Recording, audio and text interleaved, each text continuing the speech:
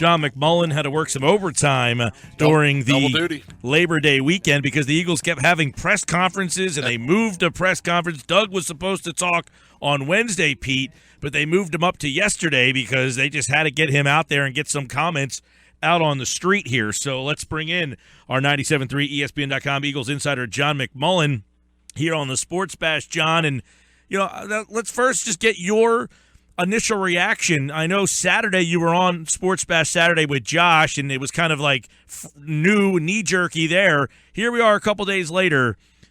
How do you think the Eagles did with this deal, trading Bradford for the first-round pick and the conditional fourth? Well, it's a great trade from the Eagles' perspective. There's no getting away from that. The only question is, obviously, it's going to hurt them in the short term. There's no doubt about that. But when you think about it long term and you realize this guy wasn't going to be here next year, no matter what the Eagles say, the plan was to go with Carson Wentz after this year. Sam Bradford was going to move on.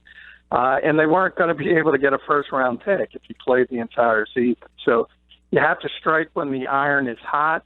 And although it was unprecedented to go away from your starting quarterback 8 days before the start of the regular season, they had to do it. And it's going to hurt, and it's probably going to hurt a lot short term. But for the big picture for this team, it was a home run. There's no questioning that trade. You just said it's going to hurt, and it's going to hurt a lot. Are we talking 3-13? Are we talking something like that? There's a possibility. I think because of the defense, they'll be a little bit more competitive, but we'll have to see. I mean, anytime you're dealing with a rookie quarterback, it can get really, really ugly. And the ones that have been successful are successful for a reason. They're not given much on their plate, and you rely on the defense and special teams. Now, the good part of that is the Eagles' defense does at least project to be a lot better, and it could be very good if everything breaks the right way. Special teams have been solid for a number of years now. I don't see that changing. So there's a possibility they can figure out a formula. But when you're talking about Carson Wentz, and especially early, this guy hasn't thrown a competitive pass in a month when he takes the field on Sunday. He hasn't taken a first-team rep until yesterday, and he's going to start an NFL game. And it's interesting because he's probably facing the least talented team in the NFL, so that helps. The Cleveland Browns are not very good. But everybody in the NFL, this is not Alabama playing North Dakota State or an FCS level team. There are no mismatches like that in the NFL. So there are still really good players on the Browns. Just if you look at them compared to every other team in the NFL, they're not very good. I don't know how Carson's going to do. It's the big unknown. He hasn't been on the field. He's making a huge leap from the FCS level to the pros. And there's no better word than unknown because nobody knows how he's going to handle it. Given his limited numbers, John, then are you surprised that Carson's playing on Sunday? And would you have gone with Chase Daniel this week and then maybe reevaluated? Yeah, I would have. I definitely would have started Chase Daniel at least early in the season, mainly because of the fact he hasn't played since August 11th. So he broke the 2 ribs in the first preseason game. And even though he's cleared, he's 100% according to the Eagles doctors. I would like them to have a little bit more time running with the first teams. I would have split the reps between Daniel and Carson Wentz this week. That's what they're doing in Minnesota with Sean Hill and Sam Bradford because Sam's got to get up to speed there. They're splitting the first-team reps. And I think Sean Hill is going to start for the Vikings. Obviously, Sam is going to be on the field sooner rather than later, but you need time to get up to speed. And that's a veteran. And now we're talking about a rookie. So I think the Eagles are making a mistake by pushing them onto the field that quickly. But if it's not week 1, it was going to be week 2 or 3. So I guess that's their mentality. And you got to visit with Chase Daniel after it was announced that he'd be the number 2, not the starter. Looks like he got to win a better locker assignment, but that's about it. Yeah, he got Sam's locker, but he didn't get Sam's job, and he was disappointed, and that's understandable. Doug said it before Chase talked. He said he's a professional, he's competitive, and of course he's disappointed, and you'd be upset if he wasn't, because that means he doesn't have confidence in himself or doesn't want to rise above where he is, and every coach wants players that are competitive. So he was disappointed, but he's also professional. He said all the right things yesterday. He was brought in originally to mentor Carson Wentz in this offense, and that's going to be his job. And he's paid very well for it, to be a backup quarterback in this league. And I think he'll be a professional, handle the job that he was originally supposed to have. The one difference is you mentioned, Bradford probably not going to play right away, but, Wentz at least has been here since OTAs. He knows the Eagles' offense. Bradford's getting thrown into a situation where he's got to learn an entirely new offense again. You almost, again, feel bad for this guy. He's going to have to, not monetarily wise, I get you don't feel bad, but what's this, his 6th offensive coordinator now? Yeah, 6th in 7 years. Pat Shermer's there, so that'll help him a little bit. He's the tight ends coach, and a lot of people in Minnesota think he's the heir apparent to Norv Turner as the offensive coordinator. And obviously Pat has been with Sam more than anyone else because he was also with him early in his career in St. Louis. So he does have some familiar faces. And you're right, Mike, it is different from that perspective because he's going into a totally new system, a totally new locker room, whereas Carson's been here through the offseason and through training camp. But when you see how much time he's missed because of the fractured ribs, it's strange to me. The Eagles made this decision so quickly and wanted to throw him out on the field. He's missed 3 preseason games, and he missed all those reps in between in the practices. So, I'm surprised. I'm surprised they went him up for failure. Yeah, I'm surprised they didn't. With the bye so early this year, that they didn't go Chase for a couple of weeks, and also because Pederson has said since the day they drafted him, John, that they wanted him to sit out the year, get acclimated to the league, learn the offense, kind of what they're doing in St. Louis. Jared Goff is inactive this week. He's the number 1 overall pick. So, Doug, what changed? And he said, well, the trade happened. So it's fair to say, if this trade doesn't happen, that Wentz isn't playing. But is it also fair to say that Wentz isn't even the backup quarterback if this trade doesn't happen? Yeah, I mean, we talked about that when it happened. And if you remember, I said everyone was up in arms about the plan.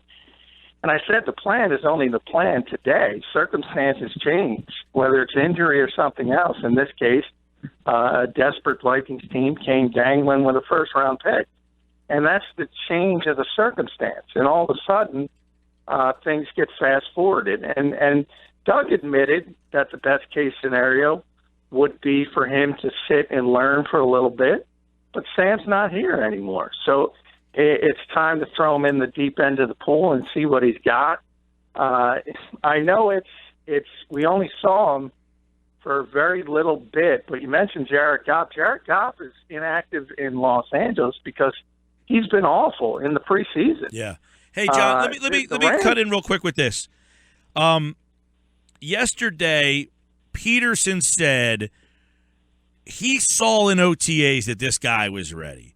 At that point, do the Eagles accelerate their time frame? Do they say, man, this guy's better than I thought? He is way more ready than we thought he would be when we drafted him. We got to get him on the field sooner than later. Well, no. I mean, this was not even in Howie Roseman's mind until Rick Spielman called him. And obviously Rick Spielman didn't call him until Teddy Bridgewater went down in practice, which was last Tuesday. So this was not the Eagles' original intent.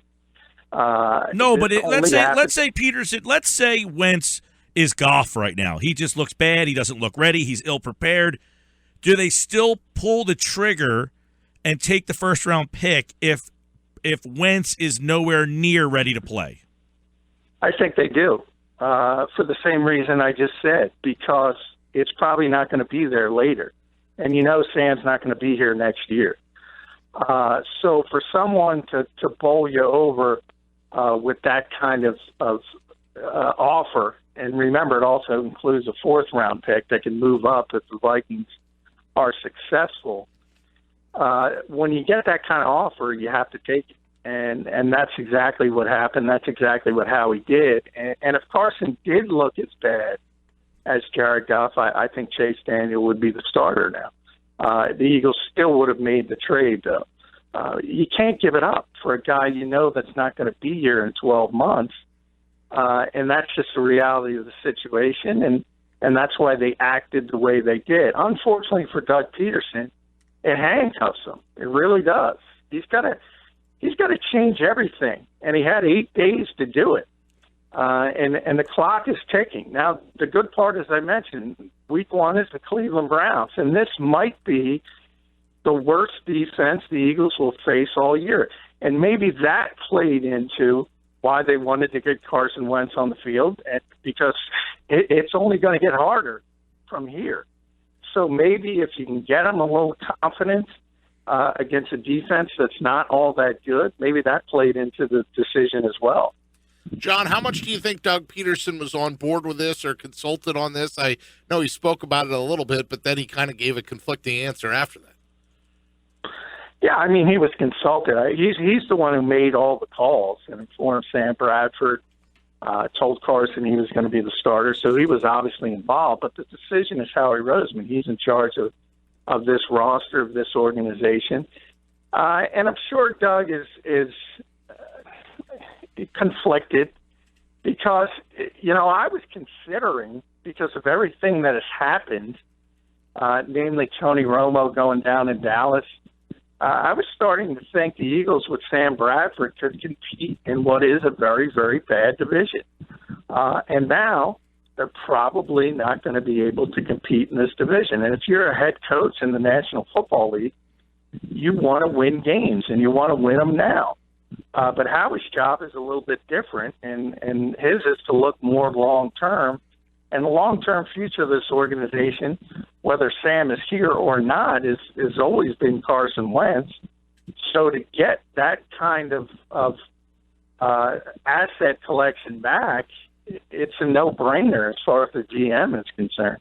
And I know that Doug was asked if there's a plan to bring in a third quarterback, and he said yes. Who do you think that third quarterback might be? Well, the logical, if you put 2 and 2 together, Aaron Murray was cut in Kansas City. They have a very deep situation at the quarterback position. Obviously, Doug knows him. Doug has been with him. I would think he would be one of the first guys they call. I don't know if it's going to happen this week. It's most likely going to be a practice squad quarterback to begin. But that would be the most logical name that you would think. John, a couple, there's a lot more going on with this team that we'll dive into, but the fact that you just mentioned that they had Bradford, they wanted their cake, they wanted to eat it too. They kept both quarterbacks.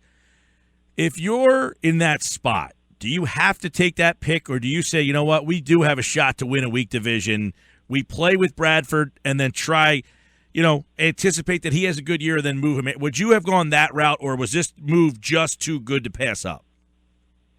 Yeah, I mean, I think it was too good to pass up. I don't think, even if the Eagles go 9-7 and win a bad NFC East, that same pick would have been there. Because once you get to after the season, there is no desperation. There's time for teams like Minnesota or Dallas to think about the quarterback situation, to think about free agency, to think about other trades, to think about the draft. So the sense of urgency from Minnesota is not there. If you remember in the off season, when Sam walked away from a couple days of OTAs, Howie asked for 2 second-round picks from Denver, which is in a desperate quarterback situation, and they basically laughed and hung up the phone. And I kind of laughed too. And that tells you the difference between the sense of urgency. That first-round pick wasn't going to be there after the season, even if Sam played You never say never, because if he played at a Pro Bowl level, I guess it's possible. But that wasn't going to happen on this team. Not with these quarterbacks, not with these, wide receivers, not with these skill position players. That first-round pick wasn't going to be there. Sports Bash 97.3 ESPN. More news and notes with John. Eric Rowe traded today to New England. You know he'll turn out to be a Pro Bowler there, most likely. They get back an offensive lineman who started for the Patriots. He just kind of got pushed out after a trade out there, and then a conditional fourth-round pick. Apparently, some reports that they're already trying to trade the lineman. But did they get good value back for Eric Rowe? And, I guess even the new regime could not find a spot for this second-round pick. No, they got very good value, considering when you consider the fact he wasn't in their plans. They had no interest in using him. He wasn't going to dress on game days. So when you have that situation, they were trying to trade him before the cut down to 53. Couldn't get something done at that point, and they considered cutting him. But it was a wise decision to hold on to him. Because then you have a little bit more leverage. He's on the roster, and you get a fourth-round pick from the Patriots. It's interesting because it shows you the dichotomy of the NFL. Teams value draft choices above all else, but then what they turn into is not all that good a lot of times. And we see that with Eric Rowe, a second-round pick in his second year, and all of a sudden a fourth-round pick looks like great value for him. Well, that's where you look at that's where, John, you look back at the pick. If you think Minnesota's going to be any good, that pick's going to be in the deep 20s. Yeah, and it probably will be. I don't think Minnesota is a significant Super Bowl contender anymore. I think they were with Teddy Bridgewater. But they'll push for a playoff spot. So it might be in the early 20s as a pick. And that's still great value for Sam Bradford. And that's why the Eagles made the trade. The fourth-round pick for Eric Rowe is also good value, simply because, as I said, the Eagles had no interest in him. Jim Schwartz, it was striking. Every time Jim Schwartz and Doug Pederson spoke this during training camp and practices and recent, they would never mention Eric Rowe when they talked about the cornerback position. Only when they were specifically asked about the name would they address him. Clearly, he wasn't in their plans. And when a guy's not in their plans, to be able to spin him off for not only the pick, but also a veteran offensive lineman who they might spin off for something else, again, that's very good value. John McMullen's with us here on 97.3 ESPN. John, a crazy weekend for Paul Turner. He's on the team, then he's not on the team, then he's on the practice squad. What's your take on the practice squad, Paul Turner? Are there any names out of that practice squad to watch? No, they're on the practice squad for a reason. This is what would frustrate Chip Kelly about Philadelphia and about coaching in Philadelphia, because you would have thought that the Eagles cut a Hall of Fame level receiver when they let go of Paul Turner. And you're talking about a guy who's going to be the 52nd or 53rd man on the roster. He cleared waivers. Nobody else in the NFL thought he was good enough to put on their 53-man. So he's back on the practice squad, and that's probably where he belonged. As I mentioned with Josh last week, he had a good preseason. He caught the football, and that's saying something on this team, because there's not a lot of receivers that catch the football consistently, but he's limited athletically. He doesn't have great speed. He doesn't have great size, and that's just the reality of the situation. And the Eagles cut him because they were able to get a guy off waivers who runs a 4.4. Yeah, well, let's go there, though. Here's a guy, and I agree with you. I was one of these people that say I didn't think Turner was going to make the team. I don't think he helps the team. But here's a guy that worked his ass off. You cut two veterans to kind of say, okay, you guys have a track record. This guy's working hard. And then is Troggs a significant piece that they had? It's almost like, could they have not rewarded Turner for his hard work and effort and then found out, look, this guy's just not good at, and then replace him? Or is this guy a significant upgrade where you're like, we could not pass on? Well, I don't even know the guy's name, Bryce Troggs or something like to that. If Chip Kelly could, yeah, Bryce Troggs. Right. No, you shouldn't know his name. And I actually was talking to a bunch of other reporters in the locker room yesterday, and I said that's the problem with this move. Exactly what you said, Mike. Has nothing to do with Paul Turner's upside. But he was here the entire offseason. He did everything he possibly could to make this football team. You're talking, as I said, whether it's Paul Turner or Bryce Troggs, it's probably a guy who's not going to dress, at least early on for Troggs, on game day. So by cutting Turner and bringing in Troggs, who's not even in the organization, I think it does send a little bit of a bad message to the locker room. In the fact that you didn't reward a guy who's done everything possible to make the football team. So I think that is a bigger issue than whether Paul Turner could have helped the Eagles, because he wasn't even going to play. Right. And maybe Troggs could get on the field as a special teams guy because he has such great speed. If he's a gunner on punts, he could be the outside contain guy on kickoffs. So maybe he can help them in that way. But neither is going to help this team at the receiver position. John, since you brought up Chip Kelly's name a few times, his 2015 draft, Nelson Aguilar, Eric Rowe, Hicks, Shepard, Evans, Mahalik, of those names, Hicks is still here, Aguilar is still here. Who's going to have the lasting legacy out of the two that are left? Well, obviously Hicks. He looks like a football player, and Nelson Aguilar has looked anything but. In fact, you can make a very strong argument that Eric Rowe played better than Nelson Aguilar. So Aguilar's probably only here because he was a first-round pick, and he's going to get one more opportunity to prove he can do it, and you would think he'd play better than he has been, simply because it's tough to play worse.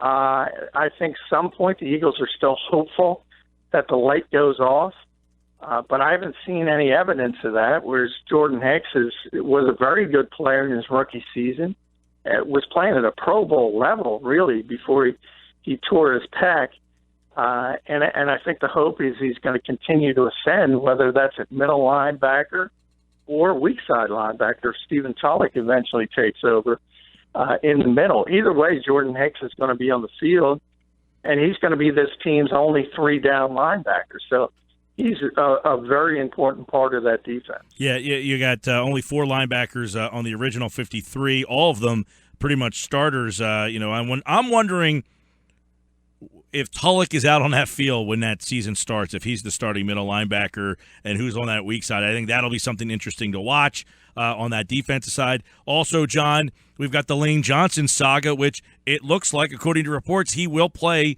on Sunday. And if he does play on Sunday, does that mean you anticipate him for multiple games because of an appeal process that would be coming? Yeah, it's a possibility.